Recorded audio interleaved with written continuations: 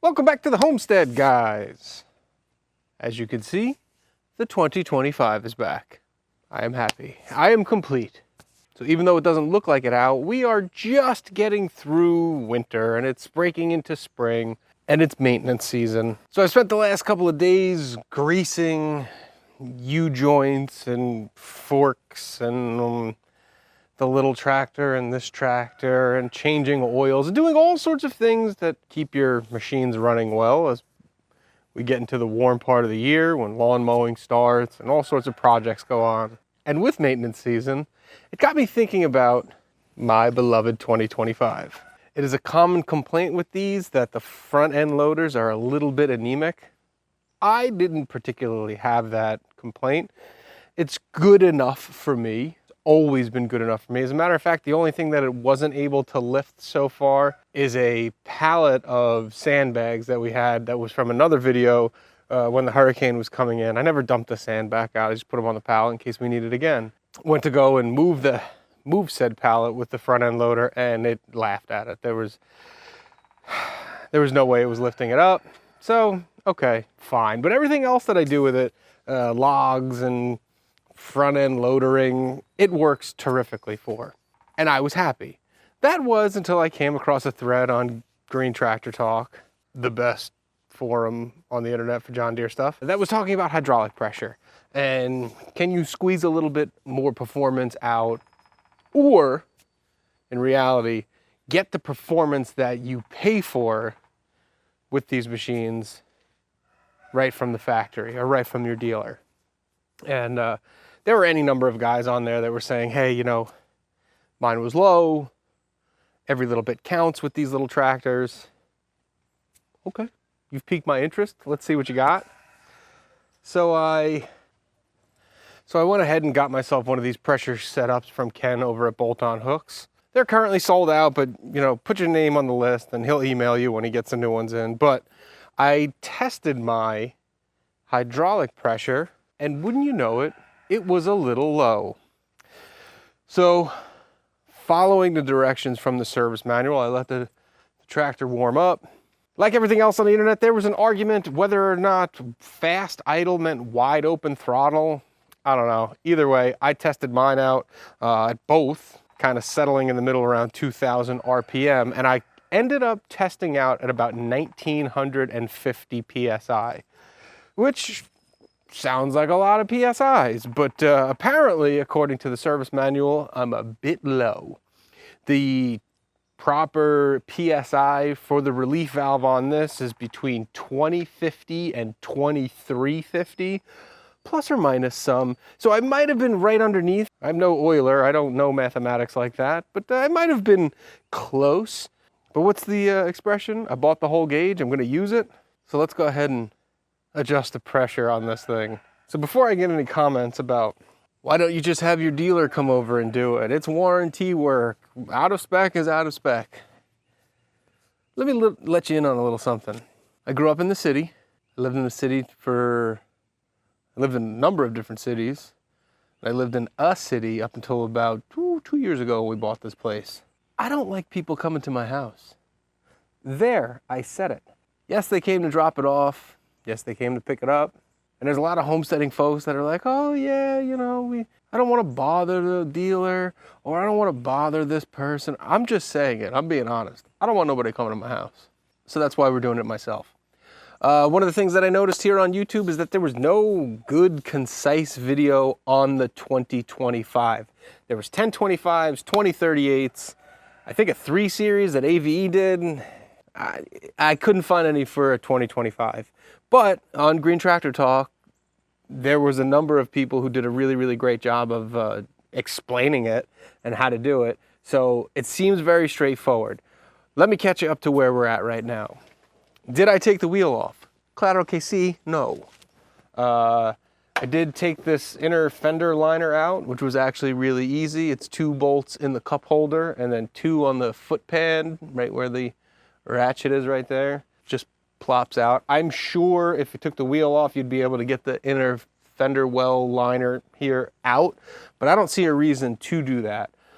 It's just a fitting on there that we have to loosen adjust the setting and then retighten once we get to a good spot. There's plenty enough space here to work with the liner right here. So right there is the pressure relief valve next to the two spool housings, I guess you would call that. So what we have to do is loosen this nut that's right here. So you have the nut here, and I already have an Allen in here. I think this was the hardest part of this entire job, was finding an Allen in my crappy tool bag, my outdoor tool bag, to fit inside there. So what I'm going to do right now is hook up the pressure gauge. I'm not going to make any adjustments without the pressure gauge on. Hook up the pressure gauge and start making adjustments.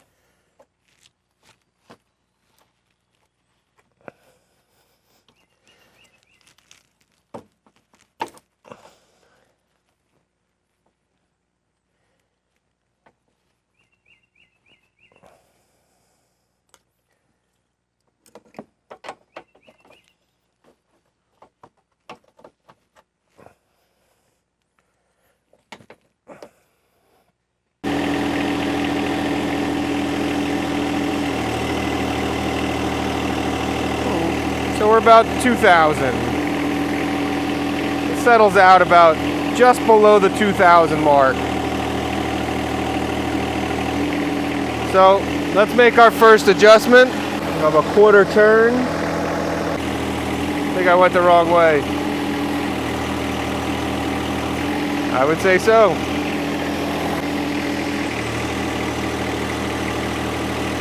So that's 2,100.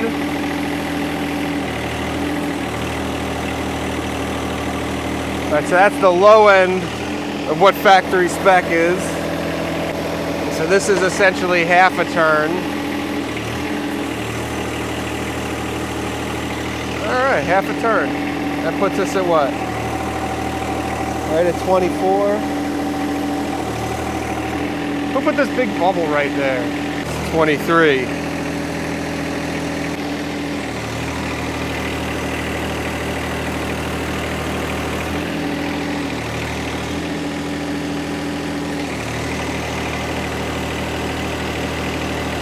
Well, I'm happy with that.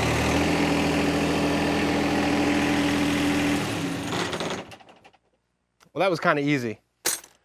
20, what did we finish out at? Like 24, right? Just below 24. So, I mean, accuracy, we're still within factory spec or plus or minus a little bit. It was, for me, it was essentially half to like 3/4 of a turn. Do not attempt to do this without the pressure gauge, because it's, you could see I didn't move it very much, or you couldn't see over here, but I'm telling you, I didn't move it very much, and we got hundreds of PSI gains or losses, because I turned it the wrong way the first time. So don't attempt to do this without the gauge. The gauge was cheap. It was like 40, 50 bucks, and it's a good insurance policy for you not to get hydraulic injections. You don't want that. I think Neil from Messick's has a video one time.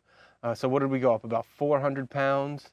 I think they said 100 PSI is like 75 pounds. So that might give me, we're doing pounds and pounds. I'm thinking maybe between 200 and 300 pounds of extra lift just out of doing this. I think that might take up the difference with the forks, like the weight of the forks that are on there. So you're getting that actual lift. I don't know, I'm just rambling. But I got what I wanted, and I'm getting what I paid for out of the tractor. And since you guys weren't here for the disassembly, I'll show you the reassembly. It's very simple.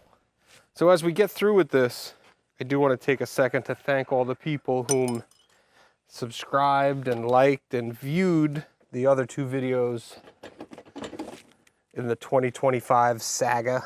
Apparently people like tractor videos, and that's a good thing, because I like making tractor videos, and I like playing with my tractor. The one thing, well, I mean, there's lots of things, but it is the internet after all. The one thing that I did notice is that there's a certain, I don't know if they're competing, but there's another forum, another tractor forum, that somebody posted my It's Broken Already video on there.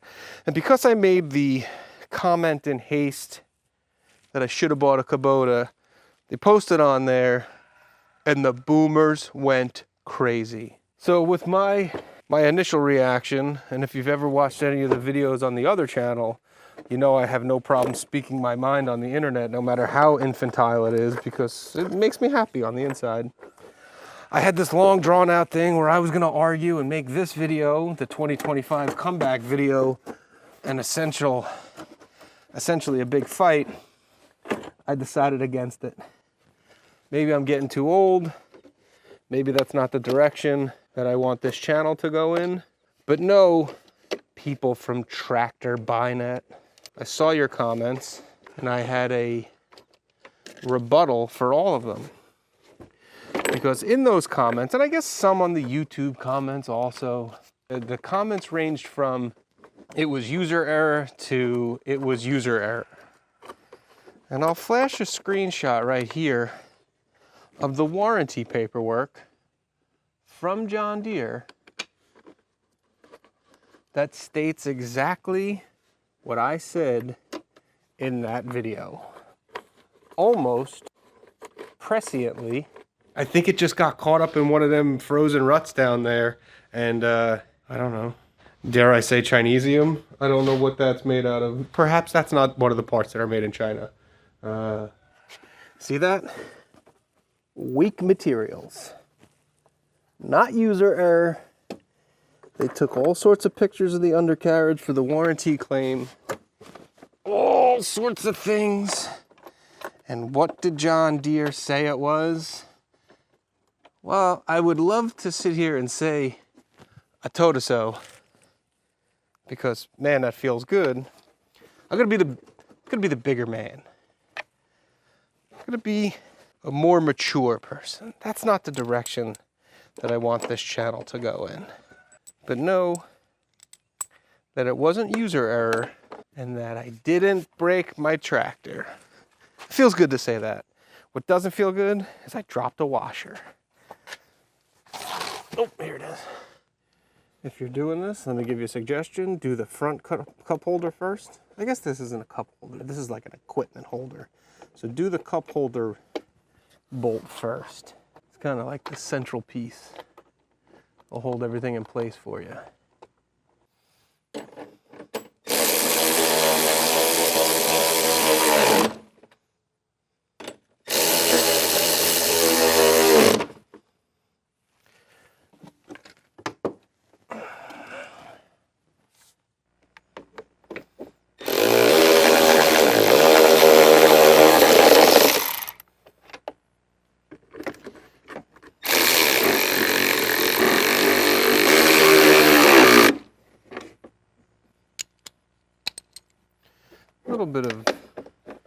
Little bit of Legos, just because they're two different lengths, I guess it would be easier if I had two different sockets, but that would mean I would have had to go downstairs.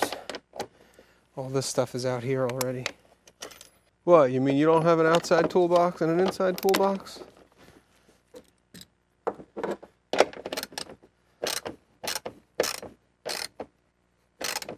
Click. This one will finish up by hand. These two down here will finish up by hand. Oh. Cool. Not bad. There's one more thing I gotta try.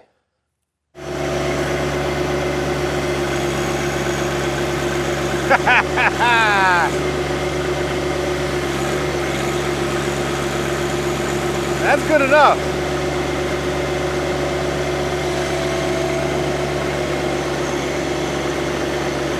There you go, that'll make it better.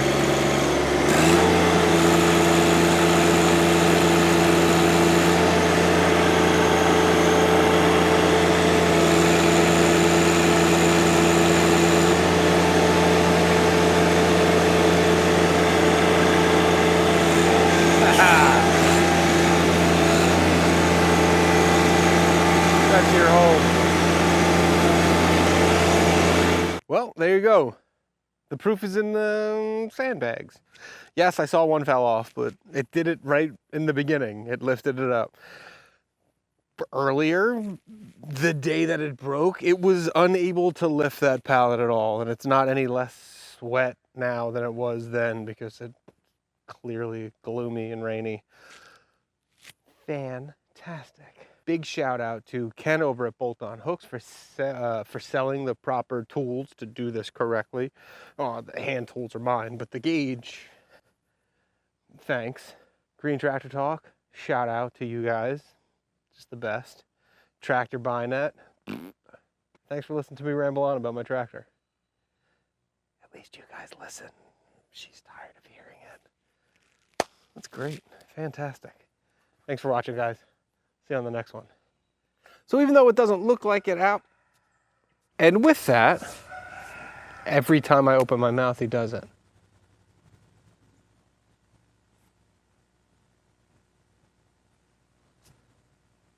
And with that, it got me.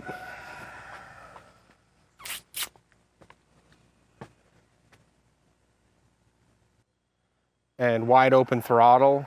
Dude, there's just gonna keep going. Anybody want a rooster?